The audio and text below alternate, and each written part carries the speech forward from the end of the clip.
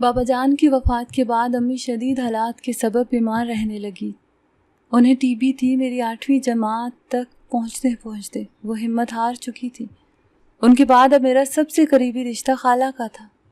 وہ مجھے اپنے گھر لے آئیں۔ خالہ کا ایک ہی سپوت راحت تھا۔ ہم دونوں ساتھ ہی پڑھتے تھے۔ جب ذرا ہوش سنبھالا تو خالہ ہماری منگنی کر کے ہر اندیشے سے آزاد ہوئی۔ ادھر خاندان بھر میں خالہ کی نیک دلی کے چرچے ہونے لگے کہ انہوں نے رحم دلی سے کام لے کر سگی بھابھی کو در در کی ٹھوکروں سے بچا لیا ہے۔ خالو میرے چچا تھے۔ ایک ہی گھر میں اپنے منگیتر کے ساتھ کھیلتے ہوئے بڑی ہو گئی۔ جب رشتوں کی سمجھ آئی تو منگیتر سے حجاب بھی آنے لگا اور میں راحت سے الگ تھلگ رہنے لگی۔ بات بھی کرنے سے گریز کرنے لگی۔ اس کو شرم و حیا کہہ لیں یا خالہ کی تربیت، جو اپنے سپوت سے میری منگنی کر کے بظاہر ہر اندیشے سے بے نیاز ہو گئی تھی، لیکن اندیشے شانت بھی ہو جائیں تو شیطان انسان کے پیچھے لگا رہتا ہے۔ جب موقع پاتا ہے وار کرنے سے نہیں چوکتا۔ بے شک میں راحت سے دوری اختیار کیے رہتی تھی، لیکن بہرحال وہ میرا منگیتر تھا۔ مجھے اس سے لگاؤ تھا۔ وہ ایک خوبرو اور دلکش نوجوان تھا، لیکن میرا تو بچپن کا ساتھی تھا۔ حالانکہ مجھ سے 10 برس بڑا تھا، پھر بھی وہ میرے ساتھ کھیلا کرتا تھا۔ ایک روز کی بات ہے، خالہ کسی تقریب میں گئی ہوئی تھی کہ اچانک راحت گھر آ گیا۔ میں اکیلی تھی۔ دوپہر کے 3 بج رہے تھے۔ وہ سیدھا میرے کمرے میں چلا آیا اور مجھے ہاتھ سے پکڑ کر مسہری پر بٹھا دیا۔ میں بھی اس طرح اس سے بے تکلف نہ ہوئی تھی، اور یہ احساس بھی تھا کہ گھر میں کوئی دوسرا نہیں ہے۔ میں خوف سے ٹھنڈی پڑ گئی تو وہ ہنسنے لگا۔ عجیب لڑکی ہو، اپنے ہونے والے شوہر سے ڈرتی ہو۔ دیکھو تم میری ہونے والی بیوی ہو۔ کافی دیر تک وہ مجھ سے ایسی ہی باتیں کرتا رہا اور میں ہوں ہاں میں جواب دیتی رہی۔ گھبراہٹ کے مارے میرا برا حال تھا۔ جی چاہتا تھا کہ جلدی سے خالہ آ جائے تاکہ میری راحت سے جان چھوٹے۔ وہ بہت غور سے میرا چہرہ دیکھ رہا تھا۔ آخر کہنے لگا، تم مجھ سے اتنا کیوں ڈرتی ہو؟ کیوں اس قدر دور رہتی ہو؟ مجھے یہ بات پسند نہیں ہے۔ آج میں تمہارے اور اپنے درمیان ان بے معنی فاصلوں کو مٹا ڈالنا چاہتا ہوں تاکہ تم بے تکلفی سے مجھ سے بات کر سکو۔ میں نے بہت اس سے دامن چھڑانا چاہا۔ بدقسمتی سے وہ میرا منگیتر تھا، اور اسی حق کے واسطے میں وقت سے پہلے سہاگن ہو گئی۔ وہ تو چلا گیا، مگر جب خالہ واپس آئیں تو شام تک میری آنکھیں رو رو کر سرخ ہو چکی تھی۔ انہوں نے کچھ پوچھنا چاہا، لیکن میں افسردہ تھی کہ خالہ کی ہمت نہ پڑی۔ وہ اکثر مجھے اداس دیکھ کر یہ خیال کر لیتی تھی کہ مجھے اپنی مرحومہ ماں کی یاد آئی ہوگی۔ اس پر وہ مجھے کہتی کچھ بھی نہ تھی، البتہ پیار بھرا سلوک زیادہ کرنے لگی تھی۔ اس دن بھی انہوں نے ایسا ہی کیا، مجھے کام نہ کرنے دیا۔ کھانا خود پکایا اور کافی دیر تک ادھر ادھر کی باتیں کر کے میرا جی ہلکا کرنے کی کوشش کرتی رہی۔ کئی دن تک میں ارادہ کرتی رہی کہ اس واقعے کا ذکر خالہ سے کر دوں گی، مگر کیسے کرتی حجاب مانع تھا، اور میں راحت سے بھی ڈرتی تھی۔ تبھی یہ سوچ کر چپ ہو گئی کہ خالہ کے دل میں برائی ڈالنے سے کیا فائدہ، جو ہونا تھا وہ تو ہو چکا۔ اب آخر تو میں نے راحت ہی کی دلہن بننا ہے۔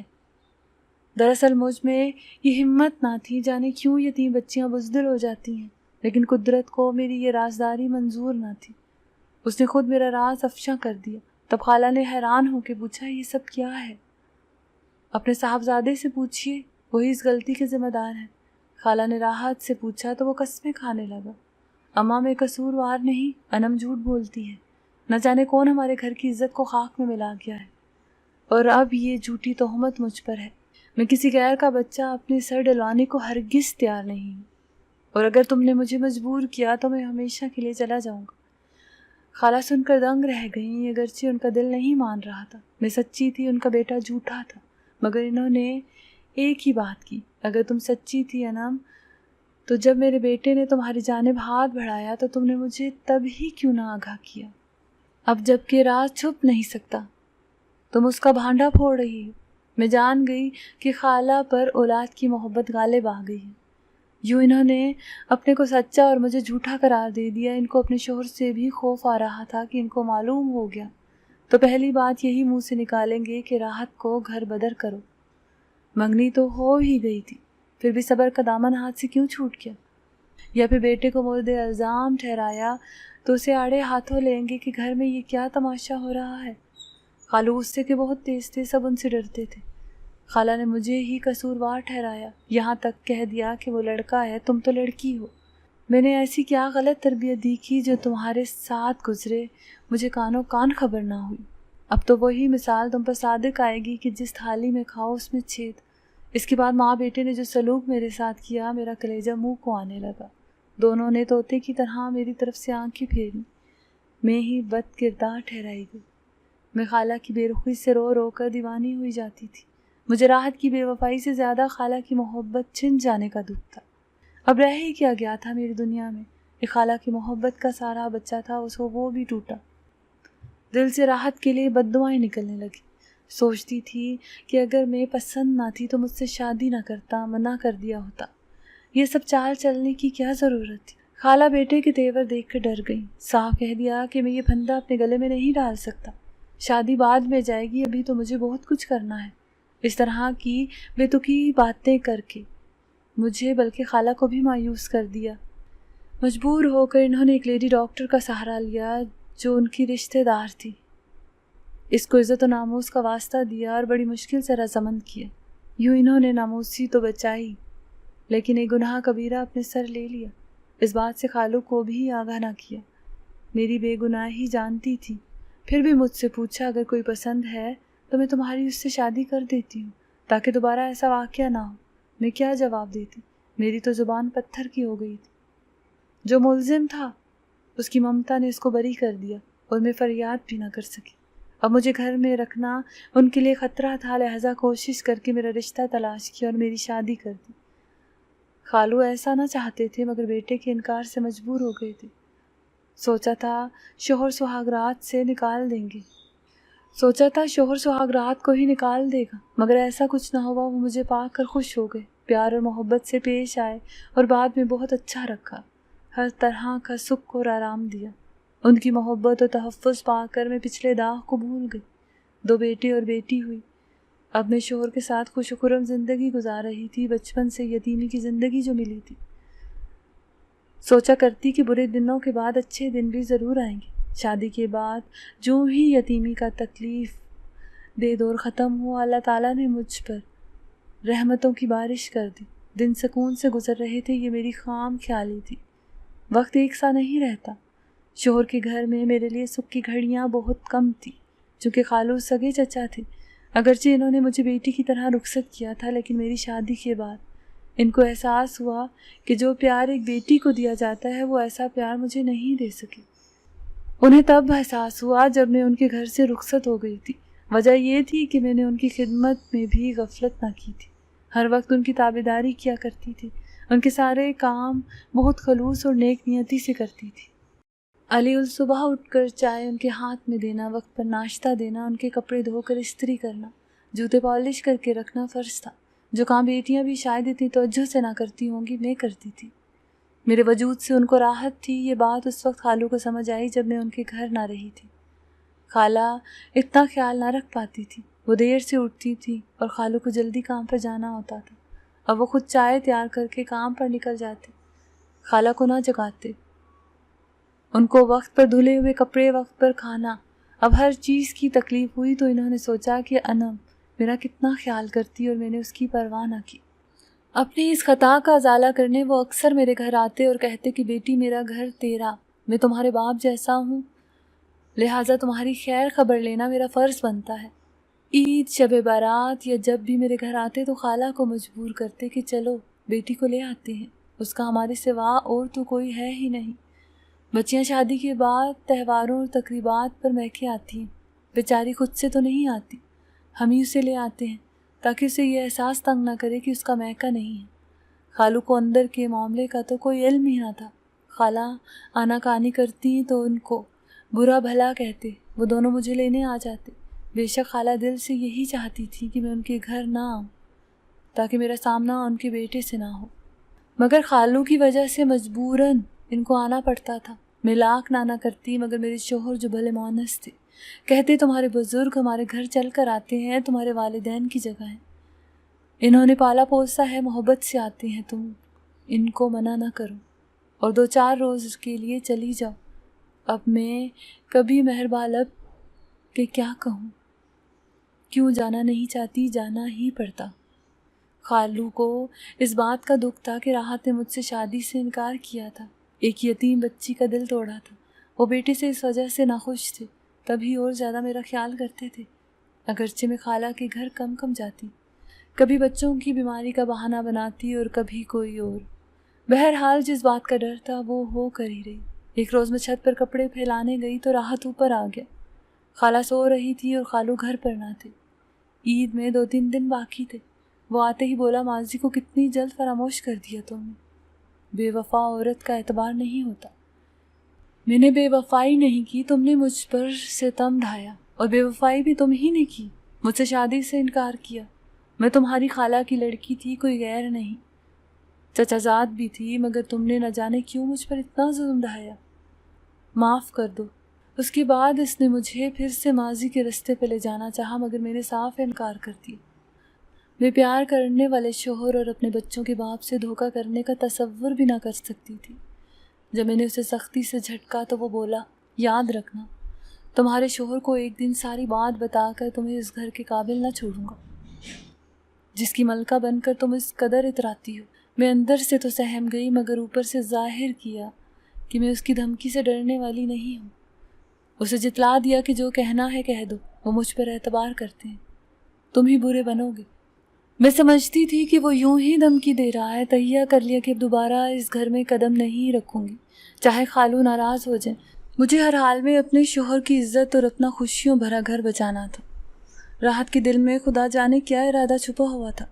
میں نے دل سے دعا کی، اے خدا، وہ وقت آنے سے پہلے کہ میرے شوہر کا اعتماد چکنا چور ہو، یا تو مجھے اٹھا لینا یا پھر راحت کو موت دے دیتا، تاکہ وہ گھڑی آنے کا خوف باقی نہ رہے، چاہے یہ کوثر کو میرے اوپر گزرے برے واقعے کا بتائے یا نہ بتائے۔ صاف ظاہر تھا کہ وہ جھوٹا معاملہ گھڑ کر بتاتا۔ میرے دل سے نکلی دعا قبول ہو گئی، مگر کس طرح کہ میں ہی اجڑ گئی۔ ابھی میں خالہ کے گھر میں تھی، عید کو 3 دن گزر چکے تھے۔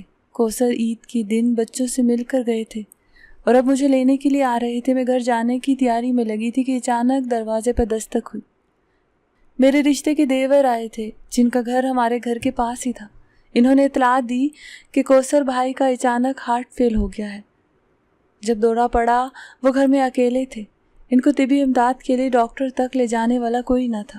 صبح 4 بجے ہارٹ اٹیک ہوا اور 10 بجے منیر بھائی نے انہیں فون کیا، کیونکہ ان کی گاڑی ورک شاپ میں تھی اور کوثر نے ان بھائی سے گاڑی مانگی تھی تاکہ مجھے اور بچوں کو میکے سے گھر لے آئیں۔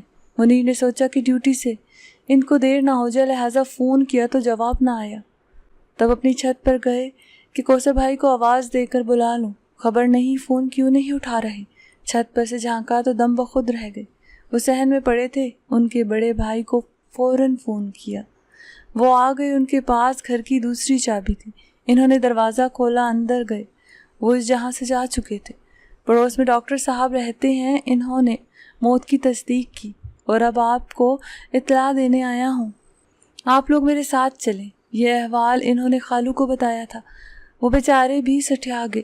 ان کی ہمت نہ ہو رہی تھی کہ کس طرح مجھ کو اتنی بری خبر سنائیں۔ خالہ کو بتایا، وہ میرے پاس آئیں اور بولی، بیٹی تمہارے شوہر کی طبیعت خراب ہے، تمہارا دیور لینے آیا ہے۔ جلدی جلدی بچوں کو گاڑی میں بٹھایا اور خالہ خالو کے ہمراہ گھر پہنچی۔ راستہ بھر ان کی عمر درازی کی دعائیں پڑتی آئی تھی، مگر ایک بھی دعا قبول نہ ہوئی۔ راحت کی دھمکی کا ڈر تو گیا، لیکن ساتھ ہی میری خوشیاں بھی منہ موڑ گئیں۔ یہ دھمکی اس نے جھوٹ میں دی تھی یا سچ میں، یہ وہی جانتا ہے، مگر میرا تو کلیجہ ہی نکال لیا۔ میں نے دل سے دعا کی تھی کہ کوئی میرے ماضی کا داغ میرے شوہر کو نہ بتائے۔ یہ بھی دعا کی تھی کہ مجھے اٹھا لے یا راحت کو موت دے دے۔ دعا کیسے بدل گئی، نہ تو مجھے موت نے اٹھایا اور نہ راحت کو آئی، لیکن میرے رحم دل اور محبت کرنے والے جیون ساتھی کو ساتھ لے گئی۔ عدت تک میں کوثر کے گھر رہی۔ اس کے بعد خالہ اور خالو سر ہو گئے کہ چھوٹے بچوں کا ساتھ ہے، تم جوان ہو، اس عمر میں کیسے اکیلی رہ سکتی ہو۔ سسرال والوں نے بھی یہی مشورہ دیا کہ تمہارے خالہ خالو صحیح کہتے ہیں، جب تک بچے باشعور نہیں ہو جاتے تم اپنے خالو کے گھر جا کر رہو۔ سسرال میں کوئی بھی میرے بچوں کی ذمہ داری قبول کرنے پر تیار نہ تھا۔ کوئی چارہ نہ دیکھ کر مجھے خالو کے گھر آنا پڑا، مگر کس دل سے، یہ میں جانتی ہوں یا میرا خدا۔ جب اللہ تعالیٰ کسی کا دل پلٹتا ہے تو دیر نہیں لگتی۔ جس کو میں اپنے لیے ایک زہریلا سانپ، اپنا سب سے بڑا دشمن جانتی تھی، وہی میرے اور میرے بچوں کے یتیم ہو جانے پر بے حد دکھی ہوا۔ اس کے بعد اپنا سامان اٹھا کر چھت پر بنے کمرے میں منتقل ہو گیا۔ راحت بہت اچھا کما رہا تھا، اس کا کاروبار جم چکا تھا، ان کے پاس روپے کی کمی نہ تھی، لیکن اس نے ابھی تک دوسری شادی نہ کی تھی، جبکہ پہلی بیوی جو اس کی پسند سے اس گھر کی بہو بن کر آئی تھی، شادی کے سال بعد ہی طلاق لے کر چلی گئی۔ میری بیوگی میں اس نے اپنا خطا کا حق اس طرح ادا کیا کہ ہمارے خرچے کے لیے خالہ اور خالو کو علیحدہ رقم دینے لگا، لیکن مجھے اس بات کا علم نہ تھا۔ میں سمجھتی تھی کہ خالو ہمارا خرچہ اٹھاتے ہیں، جبکہ وہ تو اب برائے نام دکان پر جاتے تھے۔ تمام کاروبار راحت کو سونپا ہوا تھا۔ اس بات کا علم مجھے بعد میں ہوا۔ مجھے بیوہ ہوئے 4 سال بیت گئے، مگر میں اس دکھ کو نہ بھلا سکی تھی۔ ہر وقت افسردہ رہتی تھی۔ خالو اب بیمار رہنے لگے تھے۔ چیک کروایا تو پتہ چلا کہ کینسر جیسا موذی مرض لاحق ہو چکا ہے۔ یہ بڑی دکھ دینے والی خبر تھی۔ ایک روز خالو میرے پاس آئے اور کہا، بیٹی میری ایک بات مانو گی؟ کیوں نہیں خالو جی، آپ کی ہر بات مانوں گی۔ آپ ایسا کیوں کہہ رہے ہیں؟ اس لیے بیٹی کہ مجھے جان لیوا مرض لاحق ہو گیا ہے، اور تمہاری خالہ کی صحت بھی اب پہلے جیسی نہیں رہی۔ موت تو ہر ایک کے ساتھ ہے، ہمارے بعد تمہارے اور تمہارے بچوں کا کیا ہوگا؟ یہی سوچ کر ہم دونوں پریشان رہتے ہیں۔ بیٹی میری بات مانو، تم راحت سے نکاح کر لو۔ اگر تم راضی ہو جاؤ تو تم اور تمہارے بچے محفوظ ہو جائیں گے، در در بھٹکنے سے بچ جائیں گے۔ اپنے بچوں کے بہتر مستقبل کی خاطر راضی ہو جاؤ۔ ہم تم کو بہو بنائیں گے، میں تب ہی سکون سے مر سکوں گا۔ میرے گمان میں بھی نہ تھا کہ خالو اچانک ایسی بات کہہ دیں گے۔ میں نے کہا، آپ میرے لیے والد کا درجہ رکھتے ہیں، لیکن اب یہ ممکن نہیں ہے۔ کبھی راحت کے ساتھ جس نے بچپن کی منگنی کو توڑا اور خود شادی سے انکار کیا، بھلا اب جب کہ میں بیوہ اور 3 بچوں کی ماں ہوں کیسے نکاح کر سکتا ہے؟ اس نے اصرار کیا ہے، اب وہ دل سے پچھتاتا ہے اپنی غلطی پر کہ تم کو کیوں ٹھکرایا۔ اللہ نے اسے اس کی سزا دے دی۔ جس لڑکی سے محبت کی شادی کی اور چاہت سے بیوی بنایا، اسی نے وفا نہ کی۔ اس کی بے وفائی کو جھیلنے کے درد نے اسے اس سوچنے پر مجبور کر دیا کہ بے وفائی سہنے کی تکلیف کیا ہوتی ہے۔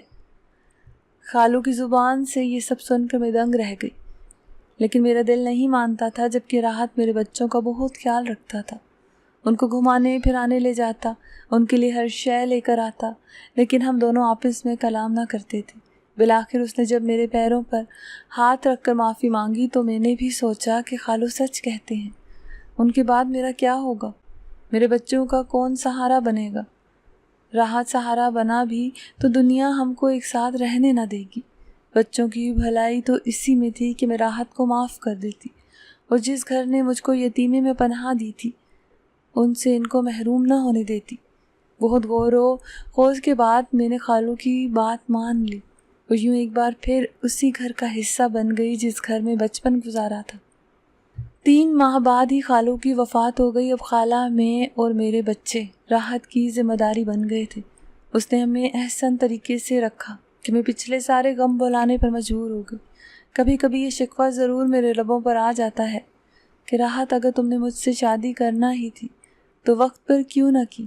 کیوں مجھے اتنا دکھ دیا اور بیچ منجھدار میں چھوڑ دیا؟ ایک روز اس نے جواب دے ہی دیا۔